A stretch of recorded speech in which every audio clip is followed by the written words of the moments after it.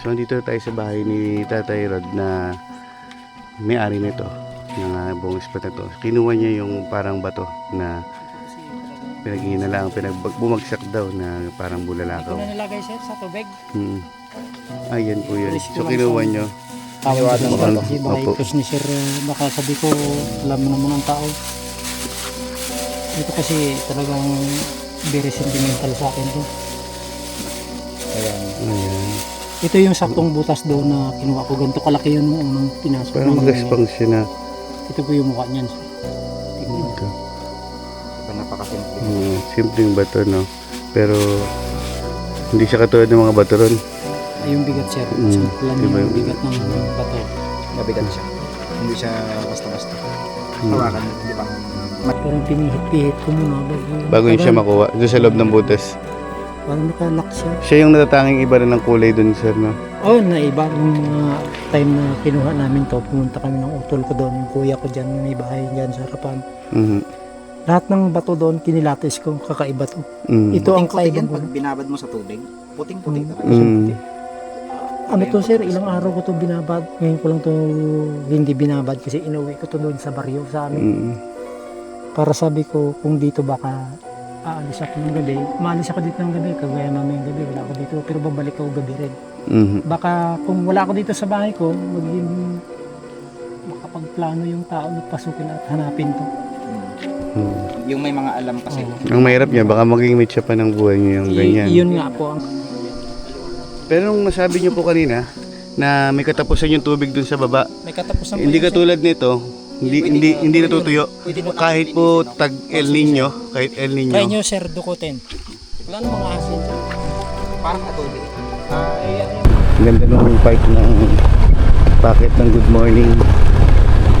So sana marating natin yan sa susunod na vlog natin. Pero kung kakayanin ng oras natin mamaya, ay pasyalan natin yung pataas na yan. Yung sa tuktok ang tagos yan. Mabuti walang ulan ngayon at maganda yung dadaanan natin kahit na rough road. Dahil pag maulan daw dito ay talagang mahirapan kahit na motor. Tulad nito mga bakas na ito.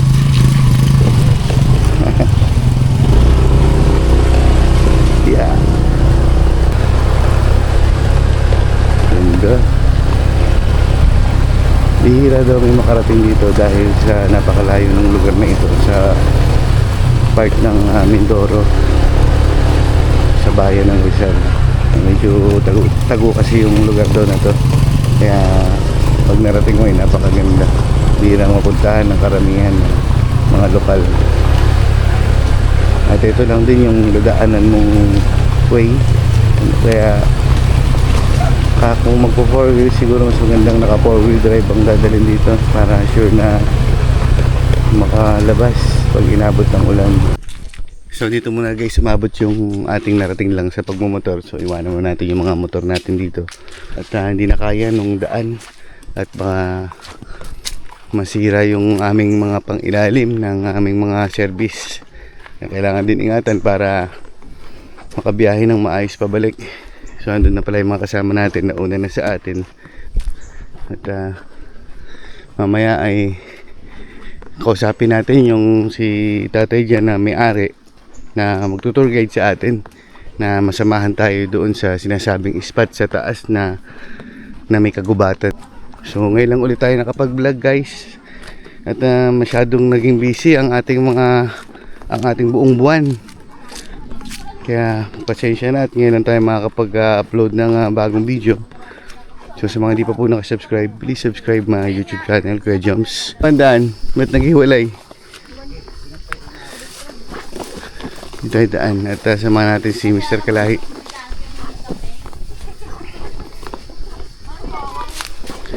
Masukal na ang daan dito. Ganito talaga pag season ng rainy season guys, ay mabilis lumaki yung mga halaman. Grabe naman itong dinaanan natin na to. Saan tayo dinadaan ni Mr. Kalahi? Ang daming puno ng saging. So malapit na pala yung bahay ng magtutour guide na sa atin. Ang pagkakaalam ko si Tatay Rodito, ang pangalan niya. Nakalimutan ko na kasi pero check natin mamaya yung kung si Tatay Ro dito nga. Ano yan? Yan? Kabute? Yan. Kunin nyo na, wala yan. Hindi sila mag- Wala yung hindi yan. Hindi kasi So may natagpuan kayo sa kabute. Kinakain daw ito. Masarap daw ito. yeah, kasarap to.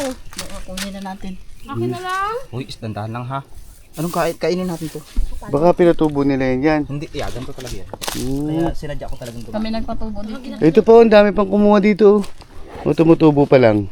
Nagbitaw ko na ng Hindi niya, iba niya. Hindi, Iba. ito naman ay natural to. Yan kasi tumutubo sa bakterya, di ba? Bakterya yan. Oo. Lapap na, way. Matagal na akong dinakain. Ito pala yung ano yan, guys. Yung Ang mahal to yan. tsura. Yung first time ko makakita na sa personal yan na pinipitas. Ganto yun. Yung mga... So tumutubo pala siya rito sa ganito. Sa ano ba to? Sa galing to sa saging? Ano ya, sa... Palay. Palay. Ah, sa palay. Ayun yung pinakaano niya. Oh. Masarap. Ay, si. Ito, pag Sarap. ganito, kahit wala ka ng ano, kahit wala ka ng bitchin. Opo, yan. Ah, okay. Parang Sarap, mas masarap siya sa kabuting ano, dayami. Mm. Ay, kabuting kidnap. Mabuti itong mga kasama natin, guys, ay mga alam nila yung mga ganyan at Ayun na pinakamasarap. may hilig silang kumain ng mga ganyan. Alam ba? So titikman natin mamaya yan. Ako nakaano to, siguro years na. Mga palagay mo mga 7 years. Na, Hindi na ako nakatikim ng ganito. nakatikim. Kaya na mismo. Uy, wala talaga si Tuto. May masarap. Hindi ka naging hiyo ng ayos. Away pa tayo dalawa eh. Tamis. Kinain na. O, tara na. Tara na. Baka may mga kikita pa sa inyo dyan na kinukuha nyo yung kabuti nila. Hindi kasi kung hindi natin makuha yun, ano na yun, bubuka na siya. Ah, pag di nakuha, hindi na mapapakinabangan. Matinik guys. Masisira siya. So, dito na tayo sa entrance ng ito pala yung tinatawag na Bungahan Falls. May entrance fee na siya. 10 pesos per head. Nung una, wala kami rito. So dahil sa atin kaya nagkaroon ng ganito ito. Okay, kasi na-discover nung nakaraan nagpupunta kami dito. Ayun. So, ito pala si tatay na magiging tour guide natin. Tatay, ano dito, tay? Dito ba?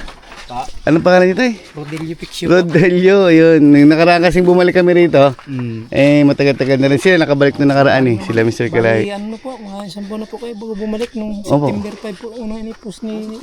Tanda ni tatay. Ay, tatandaan ko po. Lahat na may schedule dito na pasok. Samasamaan nyo kami dun, tay? Sa taas. Baka nagpapahinga kayo tay. Okay lang po yun, sir. Kung bala lang naman. Ako masyadong gawa. Tapos na rin yung obligasyon. Ay, mga pananim ni tatay. Anong itatanim niyo dito tayo? Daming santol, bunga. Kapatid ko na Santol ba yan? Ha? Ay, kala ko santol, oh. Ito si Pags. Pulutan Ha? tayo isa. Kinakain din yan. Ay, hindi kinakain. So dito yung natatanging daan, guys. At kung pansin-pansin nyo, mga saging tumba na. Ang daming saging. Si Tatay Rodelio ang tour guide dito na nangangalaga sa buong ito. So private property itong lugar na ito. So ito pa lang yung daan dito, guys, na hindi pa naayos pero safe naman. Napakasagrado kasi ng lugar na ito. Medyo madalas lang siya pag talagang maulan dahil nagpuputik yung daanan. At narinig ko na yung tubig na nagagaling sa falls. So yan na, guys. Yun na yung falls na pinuntahan namin noong nakaraan. Parang hindi nagbabago. Grabe yan. Bumaba. So dito muna pa daw pala tayo pupwesto para makapagpahinga at makapagayak ng ating foods. Ganda. May mga lamesang kahoy na pala at mga upuan. Nilinis na ni tatay yun. Bininis na. Kasi nung nakaraan pumunta kami dito ay wala yan. Walang upuan talaga. May lamesa na rin. Wow. So guys, ligo muna natin to para bago tayo sumabak sa taas ay medyo na-refresh na tayo.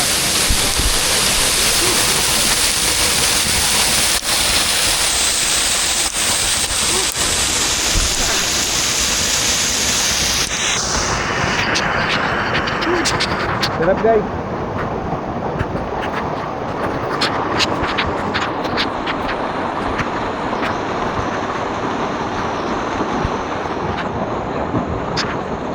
namiss ko tong pagbablog kasi tagal natin napahinga sa kalikasan. Pakaganda. May mamaya akit tayo dun guys sa taas. May daan dito sa kabila.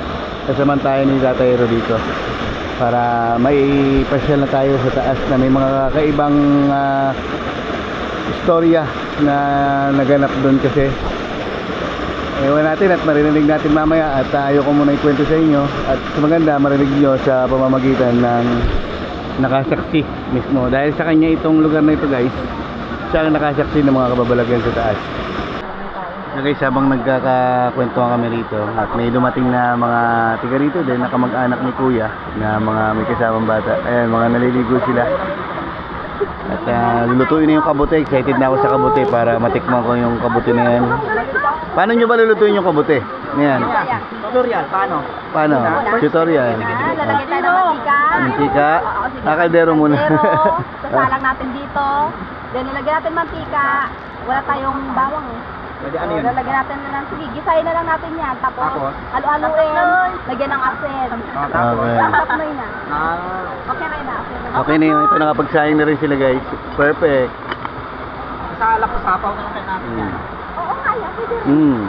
Sapaw mo na lang yan. Ang hirap na tayo. Sinapaw na nila yung talong Kasi ganun din yung tutorial. para tipid daw sa effort. Ganun lang ganun. Diba? Ayos. Tapos yung isa na. So natin sa nabili natin bagoong. Ilalim na. Homemade na bagoong dito sa Mindoro guys. Guys, nagluluto nga pa ng aming best friend na si Miss Amanio. Ang tatawagin, Lula Maming. Asawa ni Lula Mami. Asawa ni Lula Susan. Aming mahal ko, nandito ako ngayon. Mahal ko, nandito kami ngayon sa Polos. Hinahanap namin ang iyong pagmamahal. Kasi kami ay nangungulila na sa iyo. Yan. Kami ng best friend ko ay nangungulila na sa aming mga asawa. Sangkulo lang, sangkulo lang. Ito din ang aking kaibigan na ay nangungulila na rin sa kanyang nobya na 70 years old na. Yun. Yun na. Sige. Bye-bye na. Pupuntahan na natin guys yung pinakatinutukoy nating spot na kung saan dito tayo nanggaling kayo na sa falls at kung nakakain na tayo at magpapasama na tayo sa ating tour guide na may-ari ng private na lupain na ito. At napakaganda daw talaga nung taas na yan at maraming kababalagan na nangyari nung mga unang panahon pa. Subukan nating balikan at tanungin kay tatay mamaya kung ano yung pinaka-istorya pala nung taas ng falls na ito. Medyo malapit lang din naman daw yun na dadaanan natin papunta doon dahil parang umikot lang. Medyo nakakahinga lang guys yung pataas. Ito ang minakit natin. Tanaw na natin yung halawakan ng nasa baba at pataas pa. Parang umikot lang tayo guys at umakit lang tayo sa taas. Ito na yung pangalawang talon. Mataas din po yan. Ito. So napakataas na pala natin. Kayang Kaya nga po eh. monitor niya. Sayang. Yun yung ng box ng tubig. Ito po yung... Yun natanaw ng, Talon po yan. yan yung natanaw ng drone kanina. Ito ya. Ayan. Ang ganda dito oh. So sayang, hindi natin mababa dahil Pero kaya yan. medyo delikado. Kung kaya nyo lang, ako kaya kung babaan yan. Opo. Kaso lang, siguro wala ang camera niya. Opo. Ayun, wow! Ang ganda. So ito na. Ito na yung mga parang hagdan-hagdan sa taas. So, bago ito, pangalawa, Opo. pangatlo, pang-apat, pang-lima yan yung pinakamataas. Opo. Ito po pang-5. Pang-lima. Yan. Hindi Maliban to. dun sa nakita niya kami sa Sa baba. maliban. Opo. Ang anin yun. Ang bababa, ang tutulong-tulong naman naman yung dyan sa baba. Pero yung silitin. Ano po ba yung history ng falls na ito na parang may pinagbagsakan daw po ng bulalakaw Ay, doon po yun. sa taas? Kaya kanya po naman sir, na aksidente lang naman po na makikita. Minsan-minsan, kagaya po nandyan ako sa patag. Kayo, pero nakita nyo po mismo na bumagsak. Dito po kasi dinadaan yan. Opo. Pero biglang nawawala. Hindi ko lang matrace kung saan. Saan yung mismong exact- tinumbok niya na bagsakan? Opo. Pero pagdating dyan, medyo hindi ko na matrace kung saan banda. Opo, opo. Pero pagdating mo lumilipad yung bulang apoy na tinatawag natin yung bulalakaw, yun talaga nawawala yan. Opo. Dito na tayo dadaan. Alright, punta natin guys yung sinasabing nakita talaga mismo ng personal ni Tatay Rod na nakita niya yung binagbagsakan ng bulalakaw, pero hindi sa mismong lupa ang kaya niyang tukuyin dahil napakabilis doon ang pangyayari. Ganda ng tubig. So dito sa taas pala wala nang masyadong makakarating dito, pero napakaganda pala. Wow, ang ganda.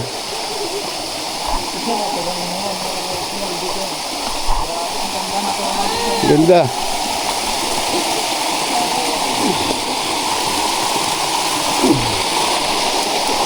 Napakalinaw guys ng tubig.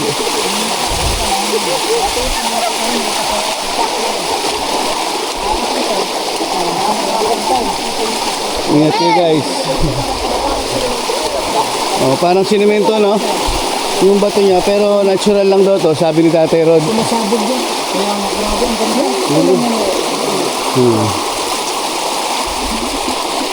May mga sinyalis dito na hindi natin pwede. Ang ganda guys. So narating natin yung tuktok guys ng falls. At dito na tayo.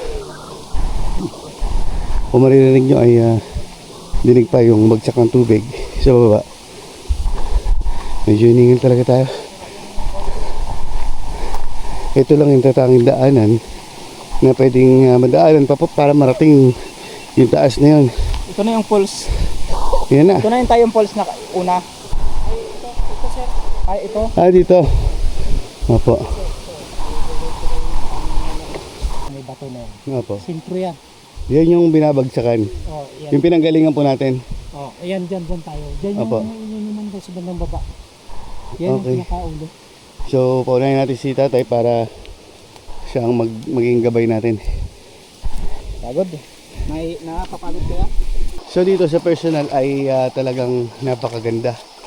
Ewan ko kung nakikita niyo yung nature dito sa paligid na talagang nasasaksihan natin yung kagandahan ng taas ng bundok na ito na ang daming volume ng tubig. Ang presko.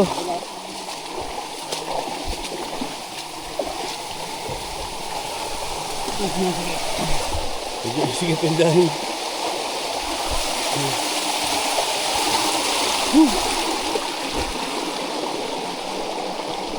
Ang bilis maglakad ni Mr. Kilahi. Ang ganda. Ano iniinom mo? Umiinom ka dyan. Umiinom si Mr. Kilahi ng umaagos na tubig dito. At talaga namang napakalinis yung tubig.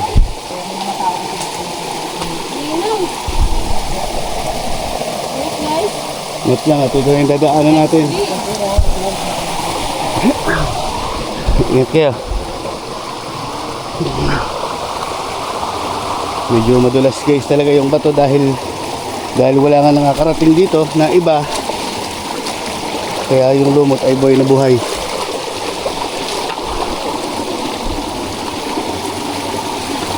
Ganito.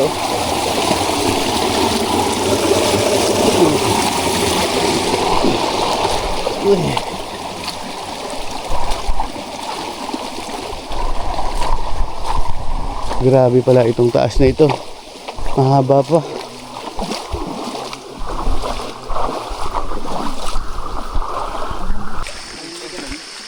So malapit na daw yung yung lugar na kung saan ang pinagbagsakan ng bulalakaw. Mga ilang meters na lang po tayo. 40 meters na lang, malapit na. May ibang linya pa dito guys na nilalabasan yung tubig na nagagaling sa ibang linya. Tingin ko malakas din ang ragasan ito pagka malakas ang ulan. At dito ay ito siguro yung pinaka main ng tubig na napakarami na parang di nauubos. Maliit na buntas. Ito na ba yan? Mumulan. Ito na ya. So andito na tayo guys sa spot na ito. At hintayin natin si Tatay Rod kung ano yung ating maririnig sa kanya na naging kwento rito. So dito sa bato na ito, sa taas, Sa taas pa. Okay. Bago magbagyo, may upong ba yan? Opo. So nilinis pa ni Tatay Rod to para madaling madaanan dahil iniikot niya tong buong gubat na to para malinis.